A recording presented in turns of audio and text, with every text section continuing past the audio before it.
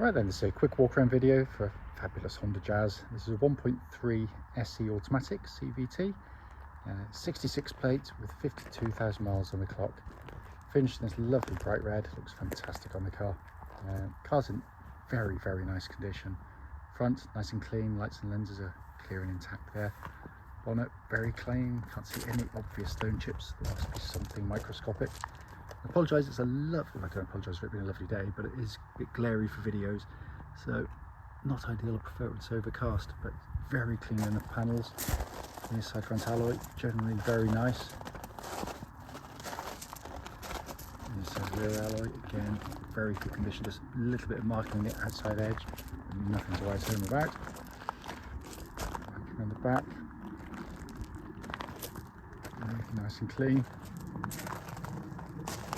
And then the offside of the car, driver's side, pretty much mirror smooth on the panels. Offside rear alloy, again super condition. And the rear again very good. Externally, it's in really lovely condition. We'll move on to the interior in a second, and I'll just park it in the shade because it's going to be too glary. Let's go into the back of the car now. The size of the car, the boot is huge and it's been kept in lovely condition. Coming to the back of the car, it's just ludicrous amounts of room, leg room. And by the way, I'm set the seats for myself, and they're at the front there. I'm over 6 foot tall, so I'm not cheating.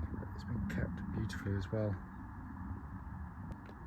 Coming in on the passenger side, really clean and tidy.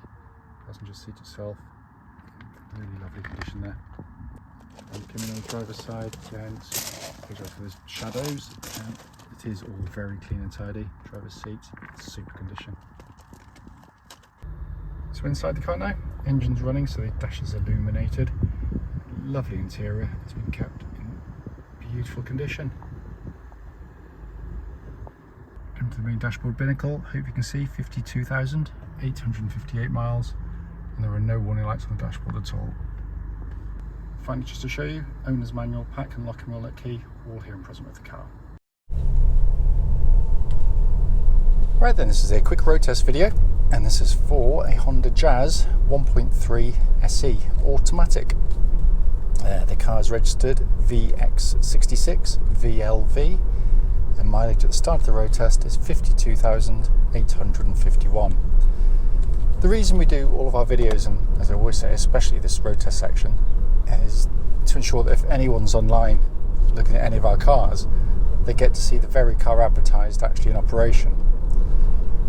The reason we've always felt it important is because, like many people, we've been to see cars which looked absolutely fine in photographs or description, but only to get there and find out it's actually got an obvious fault that shows up when you drive the car, which can be hugely frustrating. We also do it on these generally very quiet country roads in this beautiful part of Gloucestershire, and this actually forms part of the road test route we take our customers on, and the hope is it'll be representative of what you'll feel yourself should you go on a test drive in the car. So coming to the car itself, been very well looked after. Really lovely example, this one. Twist the key, engine starts instantly, straight into life. Settles to a smooth, even idle. There are no warning lights on the dashboard at all related to the engine or any other part of the car actually. It's your classic Honda 4-cylinder engine in the sense that they are beautifully engineered, incredibly tough and reliable over very big mileages, just with good regular servicing, and just also a lovely engine to use day in, day out, because it's smooth, economical, and delivers its power very efficiently indeed. Engine feeds into the automatic gearbox, CVT gearbox. Basically, it's constantly variable transmission. For those who don't know, it's just the perfect match for the car, especially when you sort of stop-start traffic, manoeuvring the car. It makes conventional automatics seem quite clunky by comparison. Operates absolutely as it should. The way they work, by the way, so if you get in the car, ordinarily when you've got an automatic, you can hear it change gear because the engine dips in engine note and then it picks up again, much as if you were driving a manual car. CVTs work differently. You hear the engine revs pick up and they stay at that revs until the car's got to the accelerated speed or the speed you want to get to. You back off and then the engine dies down again. But it's over in a relatively short period of time, and it's exactly how they're meant to operate.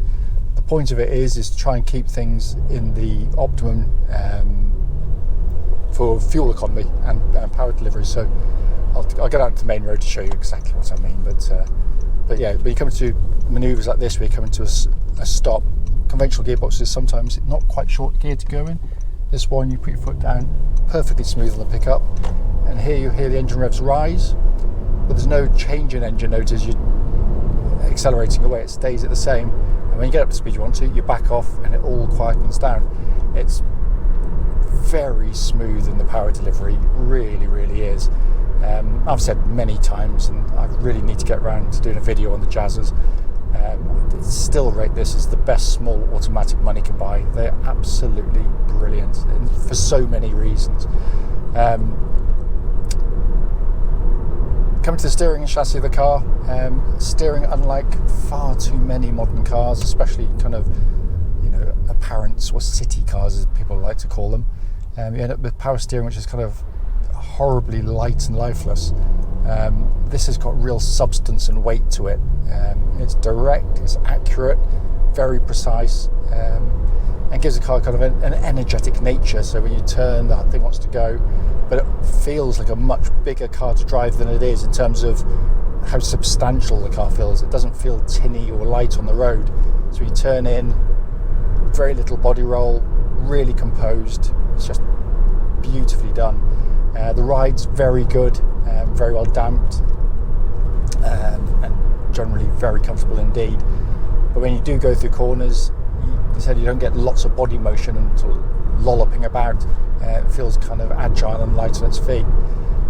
Worth pointing out, absolutely no clonks, rattles, anything from underneath the vehicle that shouldn't be there, so all in very, very fine order indeed. I'm just going to give the brakes a little bit of a shove. They're very, very good indeed. They're powerful. There's no pulsing at all on the brake pedal when you hit the brakes, so all exactly as intended.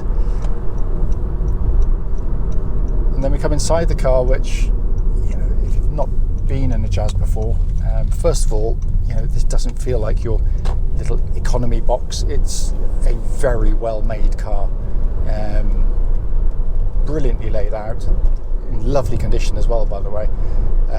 But also the space in here is extraordinary. I'm just over 6 foot tall, and I could wear a bowler hat in here. There's so much headroom. Looking back, you've got leg room you'd expect to see in cars from 3 or 4 classes up. It's just an amazing, often used but rarely deserved. I mean, it really is a sort of a TARDIS car in terms of how they utilise space. So I've got a bad foot, so I'm going to click my foot back into position. Sounds gross,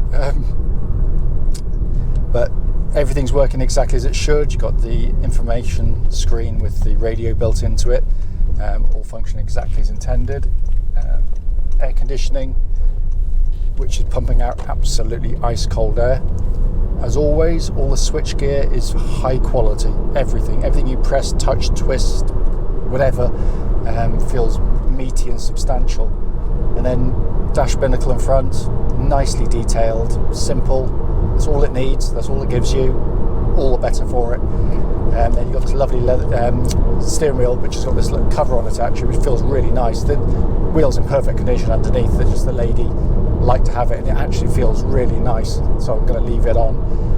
But this is a fabulous car, and it's haven't driven one of these in a little while, and it's a timely reminder as to why I say readily believe that these are the best small autos money can actually buy. The point of the video, of course, was to pick up on any obvious issues, of which there's nothing at all. It drives absolutely perfectly.